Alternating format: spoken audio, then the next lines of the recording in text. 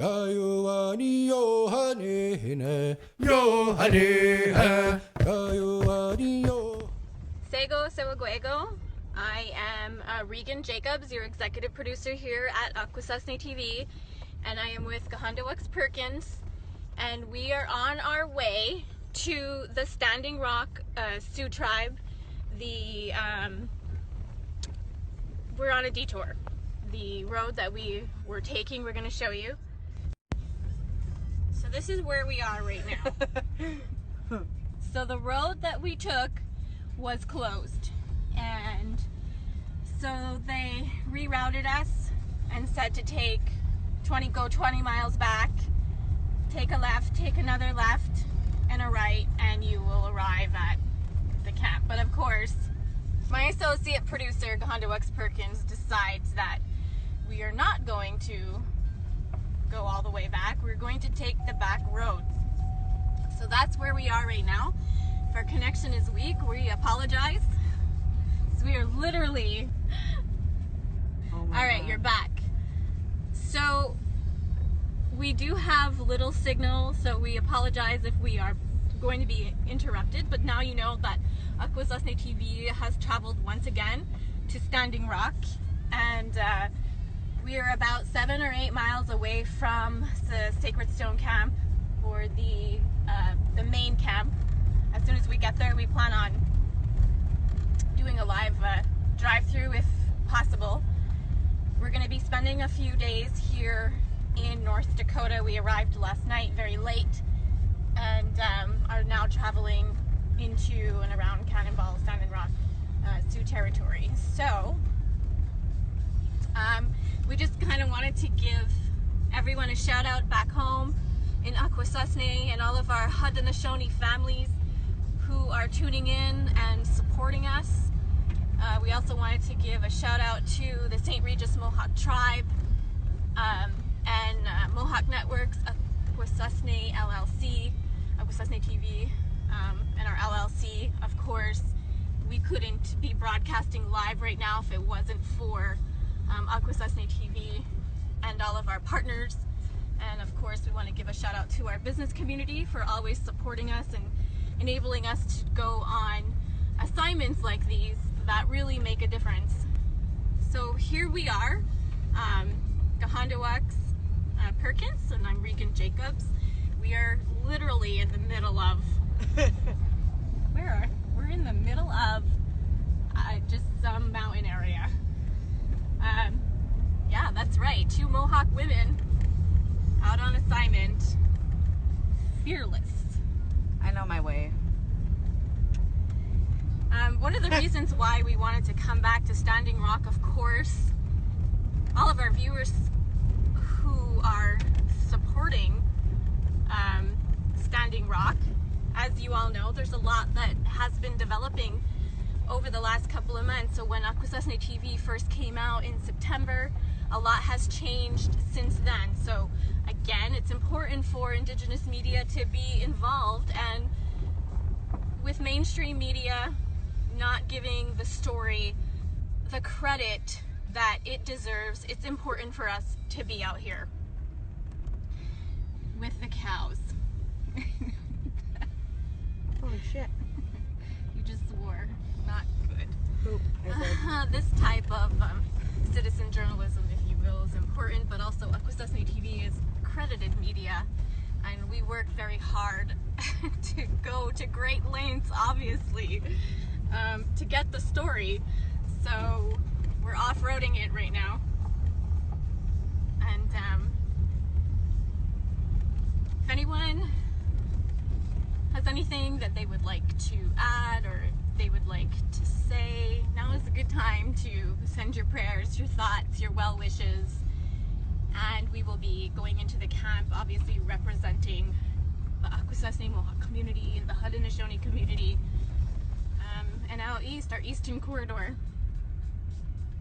We do know that there are other members of Akwesasne at Standing Rock. We hope to run into them at some point today.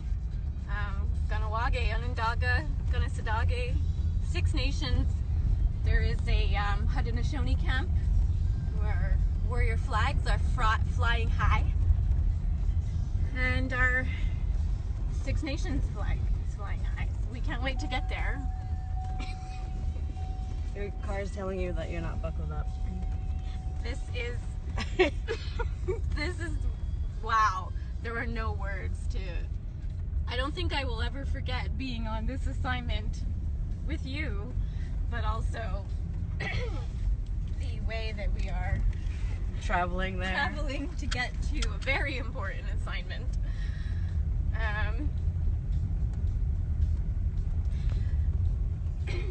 How does it feel? Because you are an associate producer now for a couple of months, but you've been working with Akwesasne TV for 2 years. What are your thoughts when you find yourself on assignments like these that, you know, are important, but they're also risky? What are your thoughts? It's surreal. I never thought that I would be on an assignment like this ever. I never thought that it would come to a point where people have to protect the waters from big oil companies. I didn't see this happening ever because I had more hope for humanity. But anyways, I never thought that I would be on assignment like this in the middle of North Dakota. I never thought that I would have to off-road it because someone is one of the guys that we spoke to, he said that there are a couple cars that were burnt on the bridge, so we couldn't go through because it might be damaged. So yeah, that was crazy because when we were rerouted, right, we were like, oh, what's this camp? And they were like, it was the law enforcement camp that is a couple miles away from Standing Rock. It's a little big. It was a little big is an understatement. It was really big, and it just goes to show you that, you know, there's a huge law enforcement presence here, and strategic planning obviously in place. So this is a very serious situation. You know, when you are watching from your living room or you're watching on your phone and you know that you want to be here, it's surreal when you actually do get here, because nothing compares to what you're going to see or experience once you're en route. And I know for us, like, I mean, right now it's a little scary because we are in Indian country and it's just unknown to us. It's we don't know for sure if this is the right road. The route I picked is going to lead us where we would like to go. But hey, I'm confident enough to take the risk, so I think we'll be fine. So right now there's just the two of us, and we're trailblazing. We're getting to our story. It's a little emotional. I think as journalists, we try to ensure that we are telling the whole story. But when you're Indigenous and you're reporting and you're representing your community and you're representing a nation, you can't help but feel sympathetic or apathetic to a story. But I think that that's the beauty of Akwesasne TV or Indigenous media, that we know that we have a job to do. And we take that job seriously, and we're representing all the people back home, and that's not something that we take lightly. So we're willing to do this off-roading and get to this because we know it's important, and we know that we're not the only journalists that are, or producers or filmmakers who are coming to Standing Rock, but we do represent our Indigenous media in our part of the Eastern Door. Right? Yep. And to me, I think that Akwesasne should be very proud that we have a media that is taking part in all kinds of storytelling, not just back home, but that we are significant and we can be anywhere and tell authentic stories and bring people an experience that you know is going to be truthful and is going to represent the community well. And we can still do our jobs. And I think it's amazing for a small local media. And then again, you have to give a shout out to the St. Regis Mohawk Tribe and Mohawk Networks and Akwesasne TV, and we are here because of that. And of course the community support. We did receive some funding from community members to come out here and do our job. So we know, we can see people commenting that they want us to go home or to be careful, and we understand that. We understand that there's a risk in coming out to Standing Rock.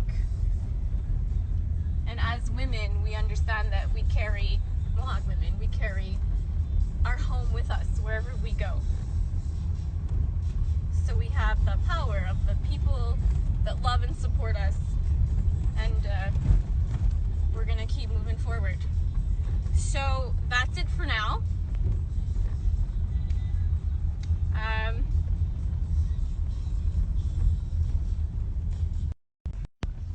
That's it for now.